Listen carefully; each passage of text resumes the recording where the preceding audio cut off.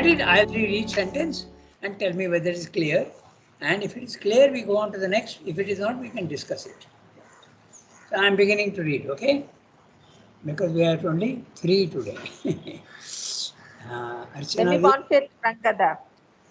pardon? Demi born faith. I met Nirakadi today. Yes. Oh, yes.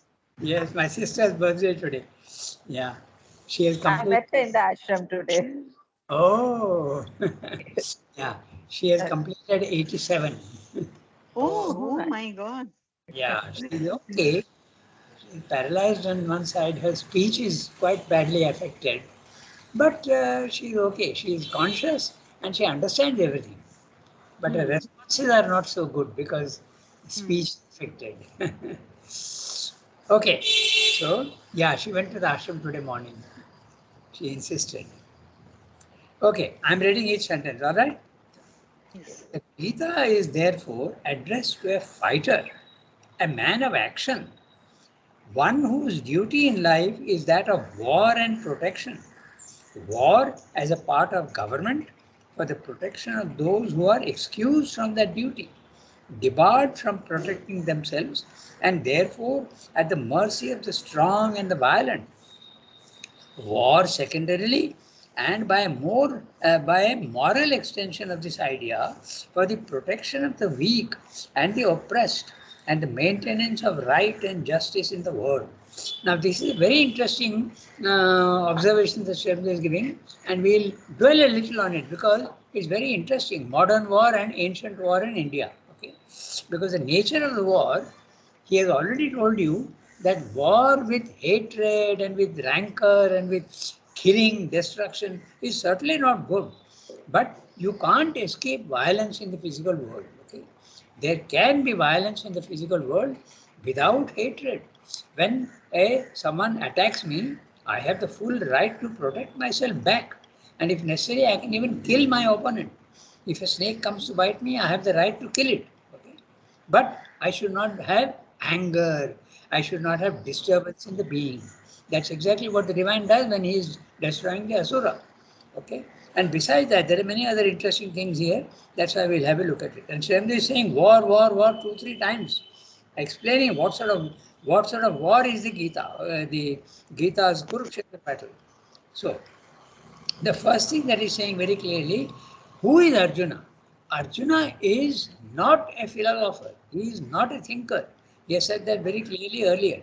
He is a normal man, identified with his body, mind, life, but great ideals.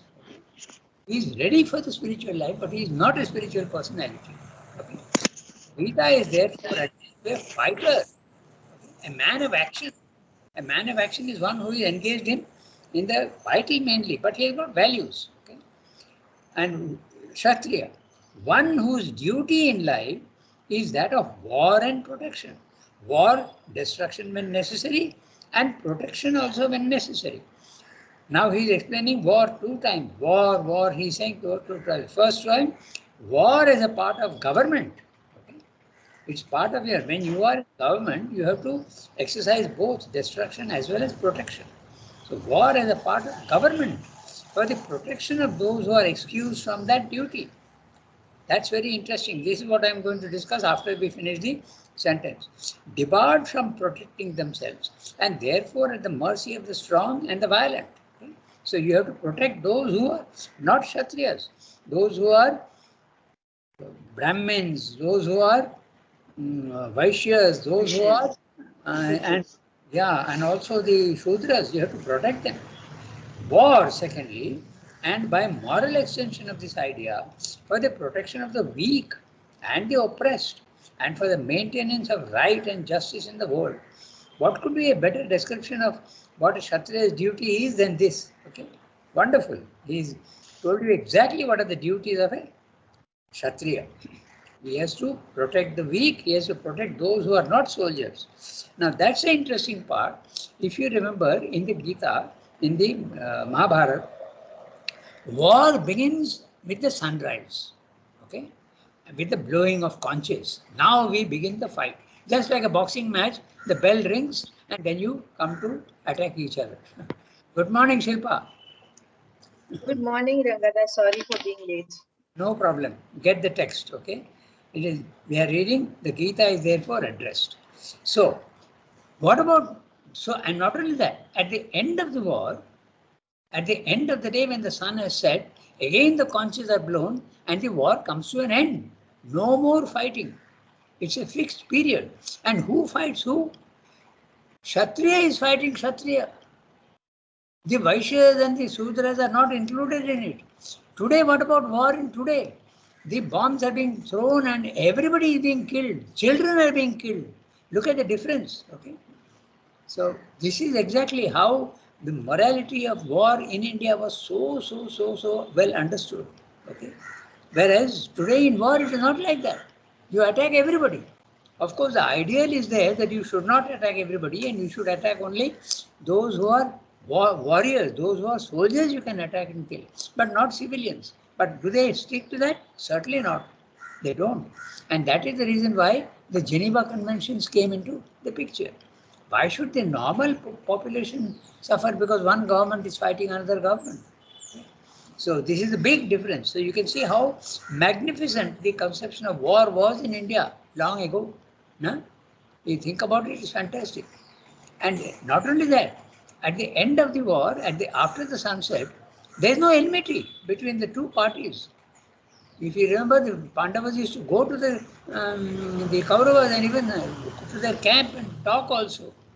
So this is the nature of the war in India. Okay, so he has defined it so well. Whereas war today is not like that at all. And that's why they tried to bring in some laws. Geneva Conventions came into the picture. I don't know whether it came in before the First World War or after the First World War, I don't remember. But anyway, the Geneva Convention says you can't kill a prisoner. You have to take care of him. You have to treat an officer in a different way. Okay, you can't use gas. You can't use toxic gas to kill because it will kill everybody, not only soldiers. You can't plant now. The idea is that you can't plant ground mines. Yeah, mines you can't put because even today, since nearly 70, 80 years after the Second World War, when the farmers are tilling their land, they step on a mine and then either they die or their legs get blown off. So it is something so cruel, no fault of theirs, but it happens. So in modern warfare, the Geneva Convention says that you should not use landmines anymore. So they're trying to make war a more moral and more reasonable thing. Okay, but I don't think it's succeeding much in modern times. But in ancient times, it was there. That was the idea. Okay. Ideal only. Okay. It doesn't always happen. For instance, we know that when Ashoka was spreading Buddhism, he saw the massacre and he was changed. Now, I don't know about that in history, whether non-Kshatriyas were also killed. I'm not sure of that. But anyway, in the Gita, it is very, very clear that there is a system and a war has got a morality behind it. Okay, so that's the interesting part. Now, I continue with the rest of the next para. The next sentence. For all these ideas, the social, and practical, the moral, and the chivalrous enter into the Indian conception of the Kshatriya. There you are. Okay, the Indian conception of the Kshatriya. The man who is a warrior and a ruler by function and a knight and king in his nature. That's his nature. That's what a real Kshatriya should be. But also you must note one thing, that this caste system in India was a very deep theory, very deep principle. It is not what the British made it out to be. I don't know if you know, but there was a plan by the British, They said how to weaken the Indians. When they came into India and they saw that there is so much of wealth and so much of, they could not convert the Indians very easily into the Christian religion. They tried very hard, but they couldn't do it. So they cooked up many plans. First of all, their education system was to only produce clerks and nothing more. Slowly that is disappearing now with our educational institutions. And the second thing was they planned to make and misinterpret the caste system and make the Brahmins and the Shudras and hate each other. Okay, and that is the legacy we have been saddled with. That's why in Tamil Nadu, those who are in power are the lower castes in Tamil Nadu. They are not the Kshatriyas, they are not the Brahmins at all. Whereas actually in Tamil Nadu, the Brahmins are the ones who are the industrialists, the educators. But they hate them, the government in Tamil Nadu. It's not politics I'm discussing, it's the social structure which I'm discussing. So, this is the Indian conception of the Kshatriya. Okay? So, he has to protect the weak. So, he has to be this. Although the more general and universal ideas of the Gita are those which, in fact, there's even a date. The British actually planned this thing. Okay, there's a date also in history where they had a conference and they decided that this is what they would do.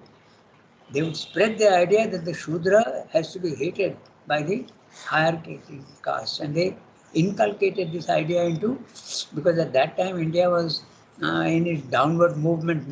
There was a lot of illiteracy, there was the feeling that the world is unreal, there was no attention given to the physical world. So this is what happened at that time. Okay. For all these ideas, the social and practical, the moral and the chivalrous, enter into the Indian conception of the Kshatriya.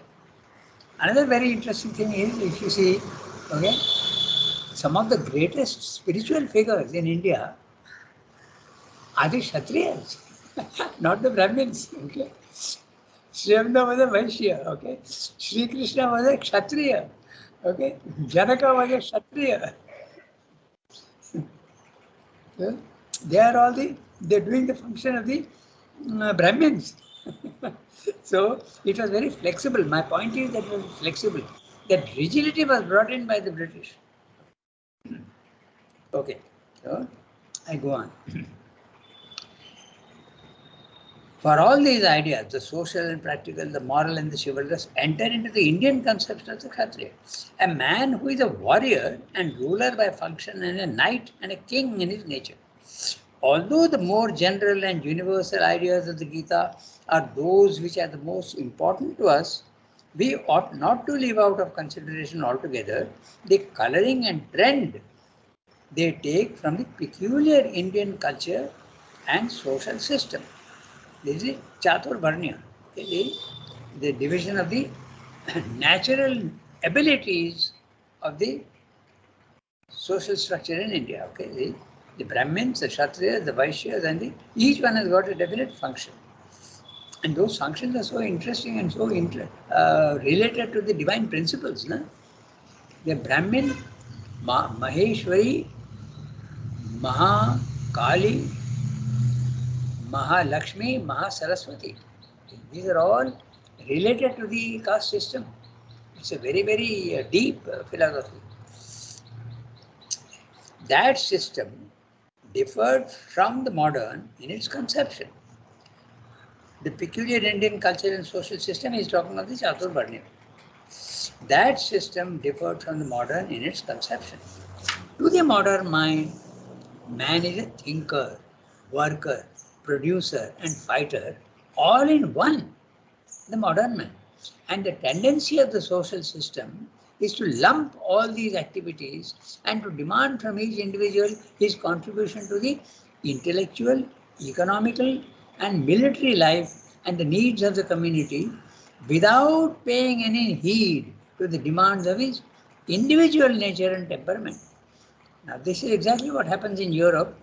Everybody has to have 2 years military training. Okay, it's compulsory. But in India, we don't have that at all because the conception is quite different. Even if you are an artist, even if you are a scholar, even if you have to get military training in case your country goes to war. One of the reasons is that low population. That's one of the reasons. Even today, the average population of European nations is around 50 million. 50, 60, a little more it differs. Germany, after integration of East and West Germany, comes about 100 million. That's maximum. In India, we have 1 billion. Okay. So this is what Assembly is saying that now. Let's look at the words. The Indian idea, Assembly is saying, to the modern man, man is a thinker, corresponds to the Brahmin, worker, Shudra, producer, Vaishya, and a fighter, Kshatriya, all in one. Even if you are a student of information technology, you have to have 2 years training. Even if you are an artist, you will have to have 2 years training. Unless you can give a reason, I'm not well, my health is not good, or I'm lame, or I'm blind, then you are excused. Otherwise, you have to go through this. Okay? I know of a French boy who escaped military training by pretending to be mad. He told me that himself. He is in Auroville now, that boy. So, in India, it is not like that. Only the fighter, only the Kshatriya has to fight the Kshatriya. Okay? The artist doesn't have to go to war. Okay? It's not like that in today's world. It's absolutely the opposite in Europe. Okay? I go to the next sentence. The ancient Indian civilization laid peculiar stress on the individual nature, tendency, temperament, and sought to determine by it the ethical type, the function and place in the society. Okay? So the Brahmin is supposed to impart knowledge to the others and wisdom. The Kshatriya is supposed to protect the weak and govern in the right way and bring justice. Okay?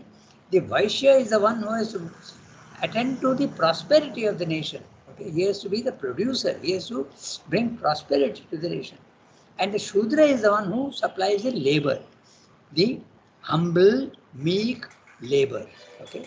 So this is the system. That's why I'm saying ethical type, function and place in the society. So it is so well organized.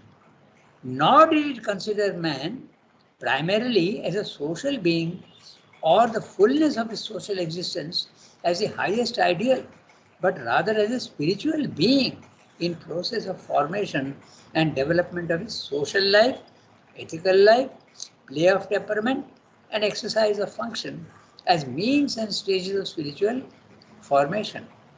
Whoever you are, spiritual development is not denied to you. You may be a Brahmin, you may be a Kshatriya, you may be a Vaishya, and you may also be a Shudra. But the spiritual development in your own Swadharma and Swabhava. That's the interesting part.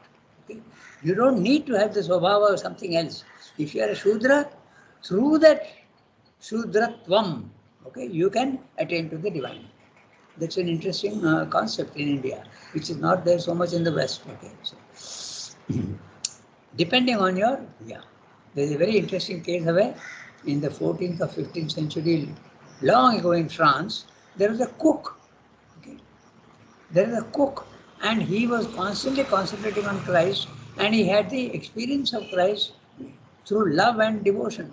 So the Shudra also can attain that. Even in the Chandogya Upanishad, there is mention of a cart puller, one who is pulling a cart, but he is a Brahman knower, Jnani. Okay? So we have all these. And in India, plenty of Kshatriyas are all actually Brahmin by temperament. They are all spiritual leaders. What about the Vaishyas? They also can have. Okay? In Europe also you have Saint Francis of Assisi. Saint Francis of Assisi, his father was a rich merchant selling silk cloths. Okay? And the son, Francis, was selling clothes in the shop. So he is a Vaishya, but he also became a Brahmin knower. A Brahman knower, sorry. So this is the Indian idea that you need not change your profession or your nature, whatever you are, in your own nature, you can realize the divine. I'm reading the sentence again. The ancient Indian civilization laid peculiar stress on the individual nature, the swabhava of the individual, tendency, temperament, and sought to determine by it the ethical type, the moral type, the function and place in the society. Nor do you consider man primarily as a social being or the fullness of a social existence as the highest ideal, which is there in in the West. Okay, you have to have a you have to be aware of your social existence, and you can do the best for society. That's it. Charity and philanthropy is their highest ideal, not the spiritual. Okay, social as the highest ideal, but rather as a spiritual being. In India, every human being is a divine in essence, as a spiritual being in process of formation and development. And his social life, ethical law, play of temperament, and exercise of function as means and stages of spiritual formation. So now again you have got the next sentence. Thought and knowledge, war and government, production and distribution, labor and service were carefully differentiated functions of society, each assigned to those who were naturally called to it, and providing the right means by which they could individually proceed towards a spiritual development and self-perfection. So, without mentioning the caste system, Srimda has told you what it is. Thought and knowledge for the Brahmin, war and government for the Kshatriya, production and distribution for the Vaishya, labor and service for the Shudra. It's not that they are superior or inferior, it's a division of labor. Okay? Just as the concept also is supposed to be in the ashram, that if you are a trustee, of course it is misinterpreted. Everybody goes and falls at their feet. There is no need to do that. They only have a function. Okay, the function goes on differing. That's all. Someone who is washing dishes in the dining room is not necessarily inferior. He's just doing. Through that work also you can attain to the divine. Okay. I think I told you one day the story of that man from Patna. No? He was a father. He was a judge. If you remember the story, but I'll repeat it. Very interesting. Yeah, you remember the story, no? Yes. Shyam Kumar's father. Okay. Shyam Kumar was in charge of the school for perfect eyesight, and he was very interesting boy himself. Anyway, his father, he was a judge. He came to the ashram. Quickly, I'll tell you the story. You may remember or you may not remember. And he said, I am here for 15 days. I can do some work. So they said, fine. I think mother or whoever. And in those days, mother used to give. Later on, it was Ravindraji. Ravindraji who used to give the work, assign the work. And later on, now it is Chitradi who assigns the work. So at that time, mother told him, you can go to the dining hall and wipe the dishes which have been boiled in hot water. Then they have to be wiped and reused. So he went there and he was a little offended. I'm a judge, okay, at the highest level of society, and I'm being asked to do a menial work. Anyway, he went and he said, when he was wiping the dish, he saw Srimdu's picture in the dish. So it's very, very apt to what we are discussing here. Even the Sutra's work can take you to the divine. Of course, this man was, you can say in a certain sense, Brahmin, but he was doing the work of a Shudra, and there also he could get that. Okay, so it's and very clearly in the Gita you have a phrase which says, better to even die in your own swabhava and swadharma rather than do the work in a paradharma, because there it will lead only to destruction. Okay, very clear. But you have to understand swadharma and swabhava in the right way. It is not you are a doctor, you are an engineer, it's not that. It's your psychological setup. Your psychological nature is the swabhava and the swadharma. The swadharma is not medicine or engineering or being a merchant. No, economist. No, it's not that. It's your swabhava. So better to indulge in remain in your own swabhava rather than in somebody else's swadharma. That's what the Gita says very clearly. Actually, But Rangada, can we change the swabhava by yoga or spirituality? you don't need to do that. That's the whole point. No? Through your swabhava, whatever you are, you can, whatever is your nature, through that you can go to the divine. You don't need to change the swabhava. You can change. I think you're confusing between swadharma and the profession. That's why I told you this swadharma is to remain entrenched in your own nature and seek the divine through your own nature. Yes, If Rangada, see, if my nature is emotional and all, so I go through the bhakti yoga, but then I attain also jnana, then it becomes changed, no? Then you become a jnani or something? No. that in Srimad Yoga says, ultimately you can become a jnani through that. Okay. Okay. But the traditional knowledge says that you will have bhakti for the divine. And it is so wonderful that normally you get stuck there. But this philosophy says, yes, you go through any path, through jnani path or through bhakti path or through even service, karma yoga. You ultimately, if you are interested, you will get all at the end of the journey. Okay. Yeah, that's it. But don't get confused. So that changes your swabhava? No. No, the swabhava is Okay. something that you are assigned for. Okay. Achha. The divine says this soul will have, his nature will be that of mercy and kindness. Okay. Then that is the swabhava. Another soul, the divine will tell you that you are going to be a fighter, you are going to have bravery and courage. That is his swabhava. Okay. Or somebody else says you will have the possibility of creating wealth and splendor and beauty. That is the swabhava. So no, so when King Ashoka, he was a kshatriya, he was a king, but then he became a bhakta, almost like you can say a bhakta, no, and it turned into Buddhism. That's so exactly. that is not changing his swabhava, it is changing his No, way of looking at things and like that.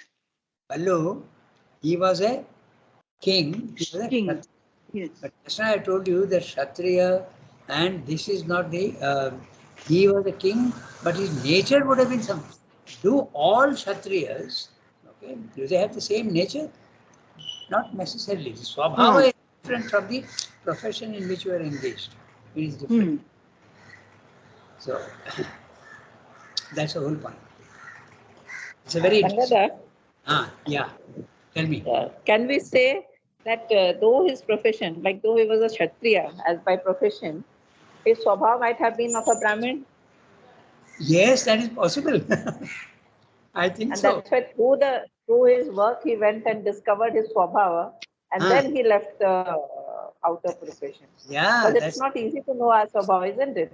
no, it's impossible to know when you are in ignorance. That's the whole point. You don't know Like yourself. I may Exactly. be a doctor, but that may not be my actually swabhava. I have to discover that, and that I have to discover, I think, through what I'm doing. Exactly. This is what happened to Modi, no? You know that, no? He actually he was inclined towards a spiritual life, and he went twice, not once, to the Ramakrishna mission. And there was a very wise man there who told him that no, you can't become a monk. I won't allow you to become a monk. There is something else destined for you. He told him very clearly. I don't know if you know this, but this is what happened. He tried to become a monk twice. He went to the Ramakrishna mission. Even when he was a 16-year-old boy, he went away to the Himalayas for 2 years after his marriage. Because in those days, you obeyed the parents. Whatever marriage they fixed for you, you accepted. So he accepted. But after that, he told his wife very clearly that, look, I'm not meant for married life. So we will have hardly any relations. And then he went away to the Himalayas for 2 years. And then he came back. And then he was helping with his father. He was in the tea shop. Okay, we know that now. He was the chai wala. And then he went to the Ramakrishna mission and tried to join, to become a monk. But he was denied. So here is a man who wants to be a Brahmin, but he's meant to be a Kshatriya. He is supposed to be the Prime Minister of the country. That man who saw that and told him that, obviously is at a very high level of consciousness. He could see that this man is meant for something else. Okay. So, yeah, what Archana is saying is absolutely correct. We don't know our Swabhava. We have to discover it. That's exactly. Yeah, because in our Indian tradition, it is coming, hereditary, now at least. That is absolutely wrong. But Pallu, again I remind you that the outer nature, okay, is not the Swabhava. The Swabhava is the nature of the soul which the divine has granted to you. Yeah. But there is a link with the caste system. There is a link. But that belongs to the soul. The soul. Each soul is assigned a different work. No? That is the whole point. Okay, it's a very interesting question. And you have to go, it's a very deep concept. It's not a, yeah. Archanadi, you want to say something? Yeah, what I'm saying is probably the caste system was for the soul, but we used it for our Practical purposes. outer, Absolutely, you are absolutely right. yeah, And that is the for our individual ego. Exactly, exactly. That is the big distortion that have happened. That was the exactly the thing. The two are not the same. The caste system is for the soul, the nature with which you are born. And that is the reason why the Gita, actually it confused me. The Gita is saying, better even death in your own swabhava and swadharma, rather than success in another's paradharma. He says that. And this says, what is he saying? I couldn't understand. But Janani. yeah, it's a soul nature. It's a soul nature, not the nature of the body mind life. Okay, that's the thing. There is a difference between the soul nature and the body mind life. No? The body mind life nature is different. That's a prakriti. And they are talking of the Purusha, the nature of the Purusha. Okay, so think about it. It's a very interesting question. Shall we read the next? We have got 10 minutes. Yeah, we can read the next para, the modern idea. Archanadi, you'll read? Yeah, I'm reading. Okay, the modern idea. The modern idea of a common obligation in all the main departments of human activity has its advantages. It helps to greater solidarity, unity, and fullness in the life of the community, and a more all round development of the complete human being as opposed to the endless divisions and over specialization and the narrowing and artificial shackling of the life of the individual to which the Indian system eventually led. But it has also its disadvantages, and in certain of its developments, the true logical application of it has led to grotesque and disastrous absurdities. This is evident enough in the character of the modern wars. From the idea of a common military obligation binding on every individual to defend and fight for the community by which he lives and profits, has arisen the system by which the whole manhood of the nation is hurled into the bloody trench to slay and be slain thinkers, artists, philosophers, priests, merchants, artisans, all torn from their natural functions, the whole life of the community disorganized, reason and conscience overridden, even the minister of religion who is salaried by the state or called by his function to preach the gospel of peace and love, forced to deny his creed and become a butcher of his fellow men.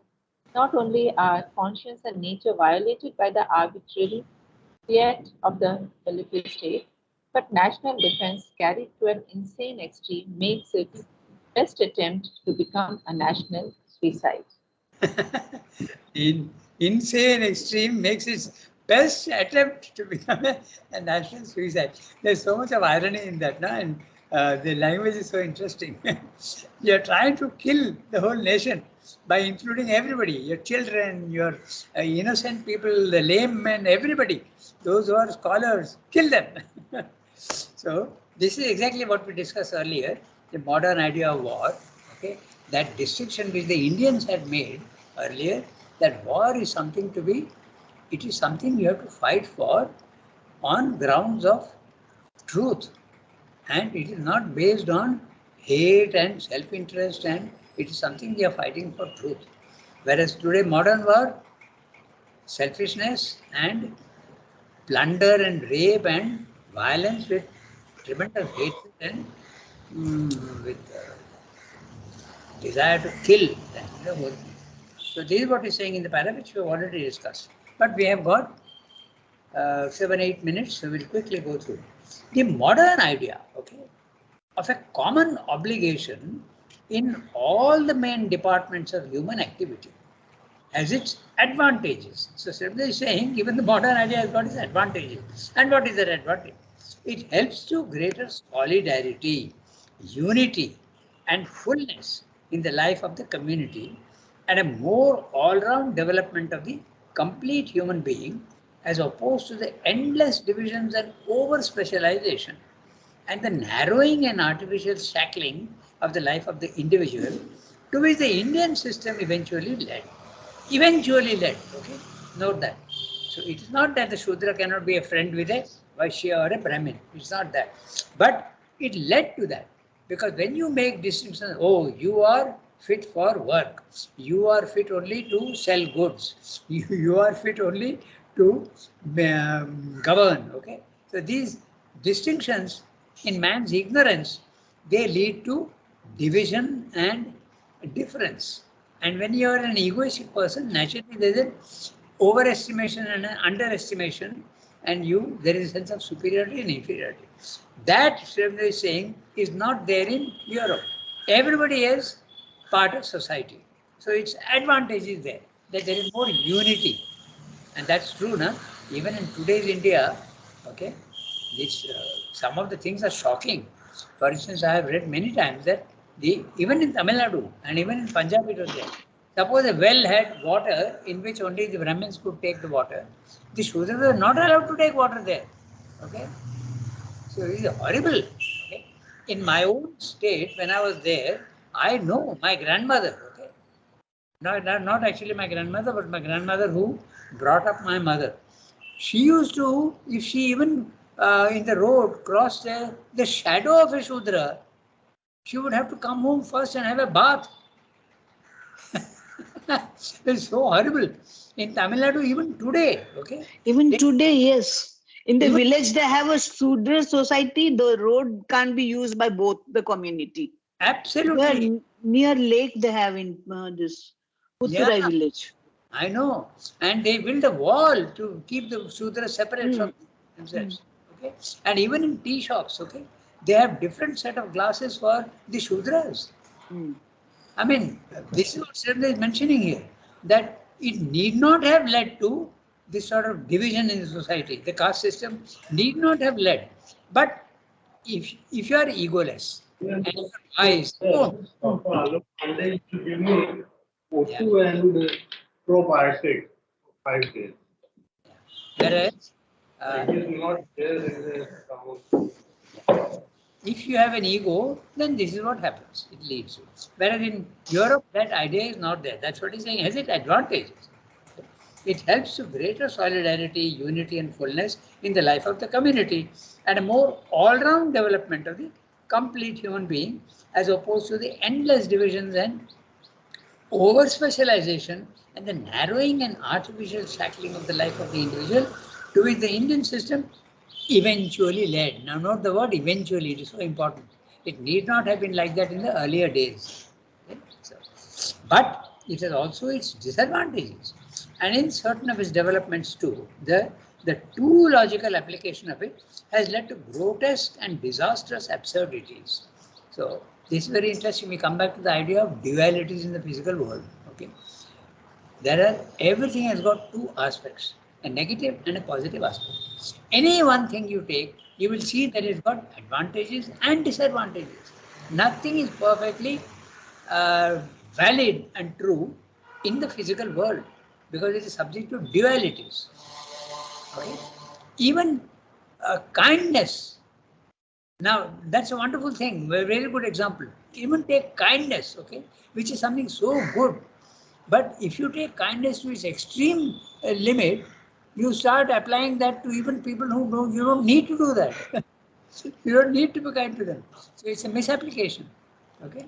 So that is what Chandra is saying, that the dualities are there, and it leads to grotesque and disastrous absurdities. Okay. So this is evident enough in the character of the modern war. Okay. From the idea of common military obligation binding on every individual to defend and fight for the community by which he lives and profits, has arisen the system by which the whole manhood of the nation is hurled into the bloody trench to slay and be slain. Thinkers, artists, philosophers, priests, merchants, artisans, all torn from their natural functions, the whole life of the community disorganized, reason and conscience overridden. Even the minister of religion, who is salaried by the state or called by his function to preach the gospel of peace and love, and forced to deny his creed and become a butcher of his fellow men. So Shabda puts it so graphically. Okay, this is what happens in the West. Okay, of course, by uh, by extension, all over the world. Even today, it is like that. Even in India, and become a butcher of the following. Not only are conscience and nature violated by the arbitrary fiat. Okay, by the way, the word is pronounced fiat. Fiat means an order, a kingly order or a royal order, which has to be obeyed, and there is no argument or logic or given to it. Okay, it's just an order which has to be obeyed. But the word arbitrary is added to that. All fights are arbitrary without reason. Not that every time it is irrational, no, but it's a for which no reason is given. Arbitrary fight of the military state. But national defense, carried to an insane extreme, makes its best attempt to become a national suicide. Srimda is purposely exaggerating the language to make you see the absurdity of war today. Okay. There is an attempt, and those, when the bombs are being thrown on a building, you can't say that my bomb will kill only adults and not children.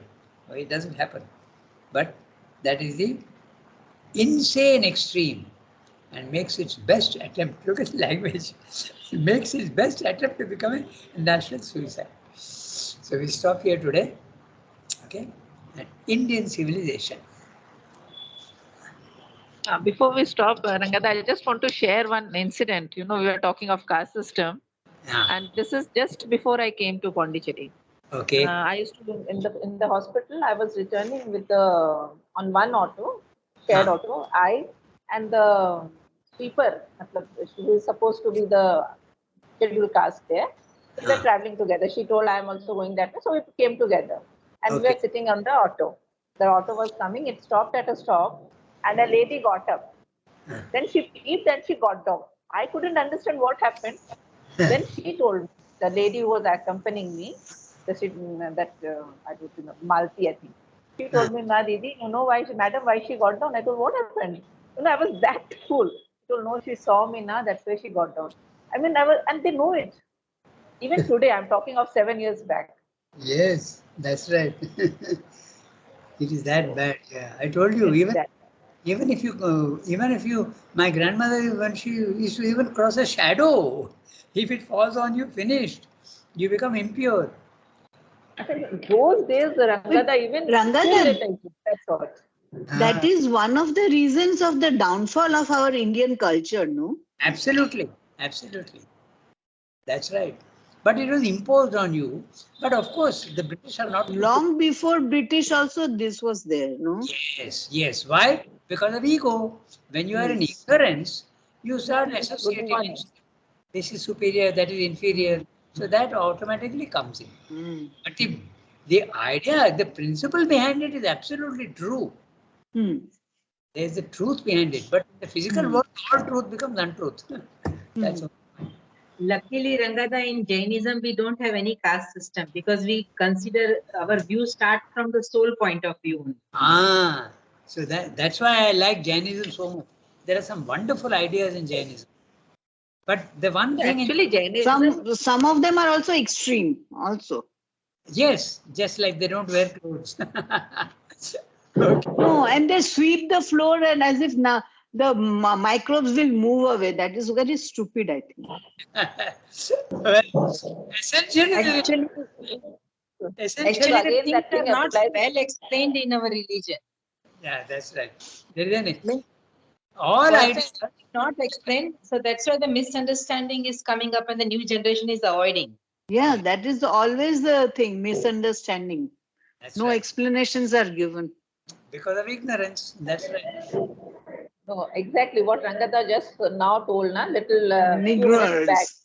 Yeah, That anything which comes to the physical level gets distorted that's right. Yes. because of the ignorance, because it mixes with ignorance. And actually, Jainism and Buddhism came up so strongly because of the caste system. So naturally, Yes. they fought the Yes. caste system. That's Yes. right. Yeah. Okay, okay, Rangada. Okay, Thank you. Rangada. Au revoir, everybody. Bonne journée. Goodbye.